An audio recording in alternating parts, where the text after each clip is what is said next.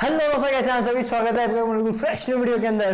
तो कैसे जैसे मैंने पिछले शॉर्ट्स के अंदर बताया था कि हम जो एक वीडियो अपलोड करने वाले हैं कि अभी जो ये ई रुपी आया है ये क्या चीज़ है, कैसे ये वाउचर्स जो हैं ये डिस्ट्रीब्यूट होंगे और गवर्नमेंट को और प्राइवेट ऑर्गेनाइजेशन को कितना इससे फायदा होने वाला है। तो मैं इस वीडियो के अंदर आपके यही सब डाउट क्लियर करने वाला हूँ। तो हेलो दोस्तों, कैसे हैं आप लोग। मैं हूँ आपका दोस्त, आपका होस्ट अपुन माथुर और आप देख रहे हैं अनबॉक्स टेक।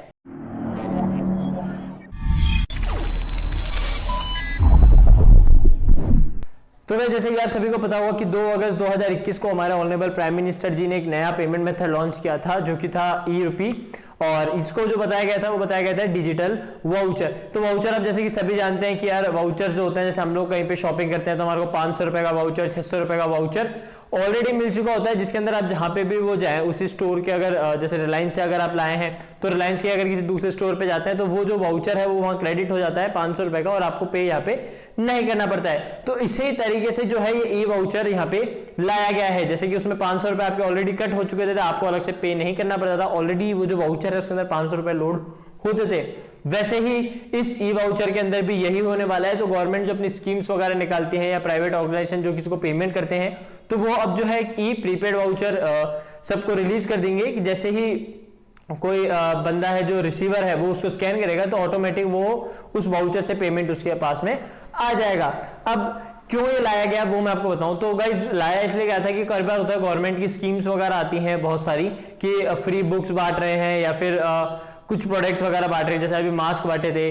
तो क्या होता है कि कई लोगों को पैसे मिलते हैं, जैसे फॉर एग्जांपल कोई किसान है उसको खाद चाहिए तो गवर्नमेंट क्या करती है 1000 रुपए हर किसान को देती है खाद के लिए। तो अगर कैश देती है तो किसान क्या करता है 500 रुपए का घर का सामान ले आया और 500 रुपए की खाद ले आया, फिर कुछ टाइम बाद फिर वापस गवर्नमेंट से डिमांड करने लग जाता है। तो गवर्नमेंट ने यही सब चीजें रोकने के लिए क्या किया है कि जो हमारा एनपीसीआई है वो इसको पूरा मैनेज करेगा कि किसके पास कौन सा वाउचर गया, कैसा वाउचर गया। तो यहाँ पे क्या करेगी गवर्नमेंट कि एनपीसीआई से बोलेगी कि आप जो है हमारे को एक क्यूआर कोड बना के दे दो। बैंक और एनपीसीआई से दोनों से बोल सकती है गवर्नमेंट कि आप जो है हमारे को 1000 रुपए का क्यूआर कोड बना के दे दो जिसके अंदर 1000 रुपए लोडेड होंगे।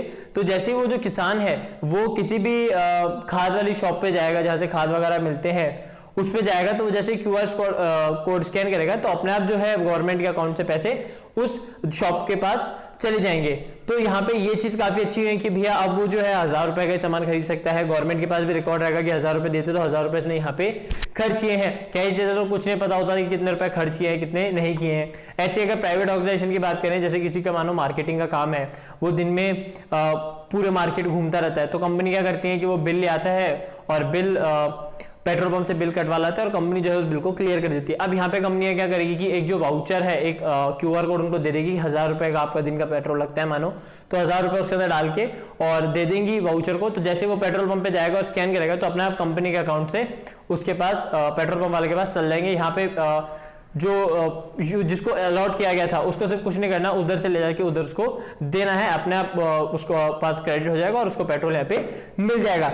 अब ये कैसे अलॉट होगा सब लोगों को, तो यहाँ पे क्या करेंगे, कुछ बैंक्स हैं अभी इनिशियली कुछ बैंक्स वगैरह हैं उनको ये अप्रूवल मिला हुआ है, जैसे HDFC हो गया, ICICI हो गया, इन सबको मिला हुआ है। तो यहाँ पे क्या करेंगे प्राइवेट ऑर्गेनाइजेशन है, गवर्नमेंट जो है उनसे बोलेंगी कि भैया आप जो है हमारे को एक 2000 रुपए का क्यूआर कोड बना के दे दो।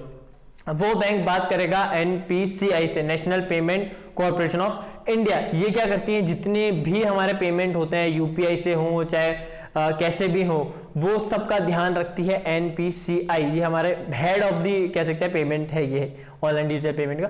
तो यहाँ पे बैंक जो है वो NPCI से बात करेगा कि सर हमारे पास रिक्वेस्ट आई है प्राइवेट ऑर्गेनाइजेशन की तरफ से, हमारे को एक क्यूआर चाहिए।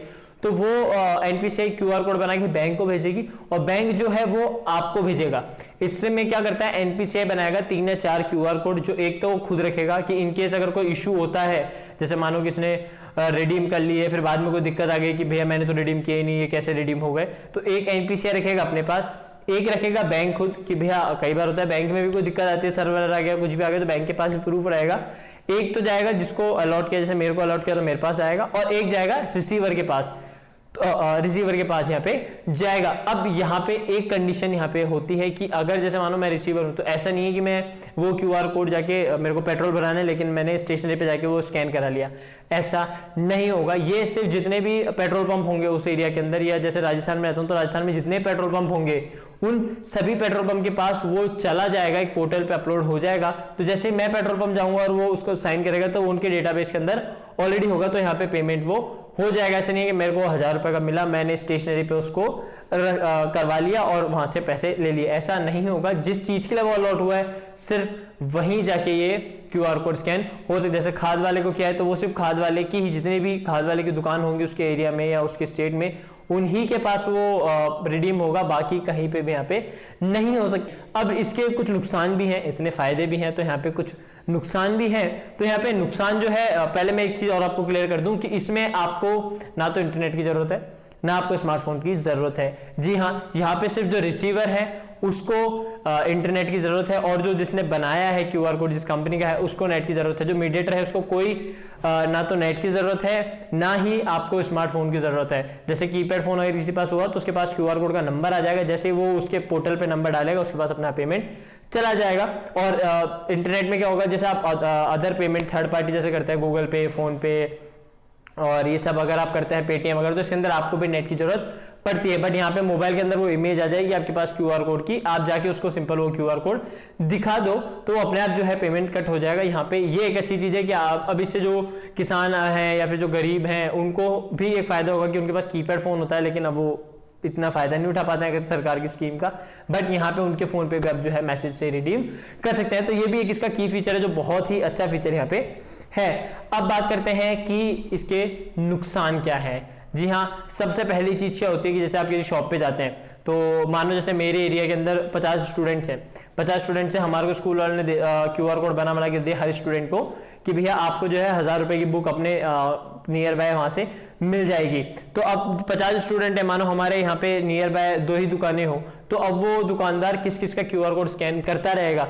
जैसे फॉर एग्जांपल अगर आप थर्ड पार्टी करते हैं तो वो लोग क्या करते हैं, पेटीएम का एक स्टिकर चिपका दिया, आप कोई भी कहीं से भी स्कैन करो उसको और पेमेंट कर दो, अपने आप उसके पास मैसेज आता है। तो उसको हेडेक नहीं रहती कि मेरे को स्कैन करना है या कुछ करना है, अपने आप वो हेडेक रहती है जो पे कर रहा है। बट यहाँ पे अब दुकानदार को स्कैन करना पड़ेगा। तो मानो जैसे बहुत सारे किसान हैं या बहुत सारे स्टूडेंट्स हैं, वो एक ही दुकान पे पहुंच गए तो वो किस चीज के यहाँ पे स्कैन करता रहेगा। ये एक ड्रॉबैक यहाँ पे हो सकता है, क्योंकि ऑफकोर्स या तो एक पर्टिकुलर हर दुकान पे मशीन लगवा दें गवर्नमेंट, जैसे कि डस्टबिन लगाते जो काम नहीं आता आजकल, तो एक मशीन लगा दी कि जैसे वो मशीन के अंदर QR कोड लेके जाए तो अपने आप उसके नाम से पेमेंट यहाँ पे कट जाए। क्योंकि यार ये एक चीज होती है कि अगर मानो शॉप पे 2 ही जने हैं तो एक जना सामान निकाल रहा है, एक जना कैशियर पे बैठा है, तो वो किस चीज की स्कैन यहाँ पे करता रहेगा। दूसरी चीज यहाँ पे ये होगी कि जैसे मानो मेरे को मेरा स्टेशनरी वाला जानकार है, मेरे को बुक्स के पैसे दिए, मैं स्टेशनरी वाले के पास गया कि भैया आप जो है ये QR कोड स्कैन कर लो, 1000 रुपए आएंगे, उसमें से चलो 100 रुपए आप रख लेना और 900 रुपए मेरे को दे देना। गवर्नमेंट के पास तो ये स्टेटस गया कि मैंने स्टेशनरी से बुक्स खरीदी है, या फिर स्कूल के पास तो ये गया कि भैया मैंने बुक्स खरीदी है बट मैंने तो 900 रुपए का कुछ और खरीदा है। तो यहाँ पे इस चीज को रोकने के लिए गवर्नमेंट को एक चीज मैं सजेस्ट कर सकता हूँ कि यार गवर्नमेंट जो है वो बिल लेना चालू कर दें कि आपने QR कोड स्कैन कराया है तो अब आप जो है बिल यहाँ पे अपलोड करें, क्योंकि अगर बिल बनेगा तो ऑफकोर्स जो दुकानदार है उसको सामान यहाँ पे बेचना ही पड़ेगा। ऐसा तो नहीं है कि भैया वो बिल बना दिया उसने 100 रुपए का और क्रेडिट 1000 रुपए कर लिए, बिल तो उसको 1000 रुपए का बनाना पड़ेगा, बिल बनाएगा तो उसको रिटर्न भरनी पड़ेगी।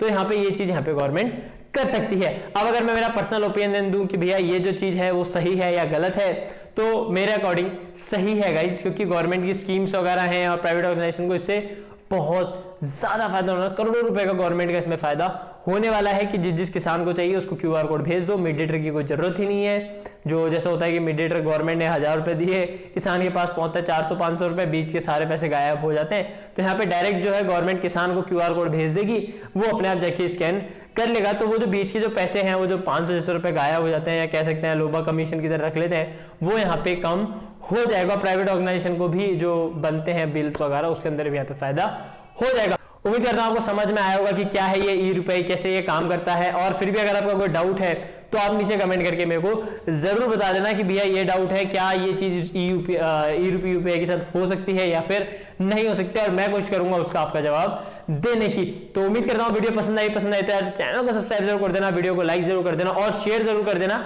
जिससे काफी लोगों को पता लगे कि क्या है ई रुपये, कैसे ये काम करता है, क्योंकि नई टेक्नोलॉजी है, कई लोगों को नहीं पता होगा। तो मिलते हैं अगले वीडियो में, तब तक के लिए bye bye, take care, stay at home, stay safe and always be happy. जय हिंद। सब्सक्राइब जरूर कर देना यार प्लीज।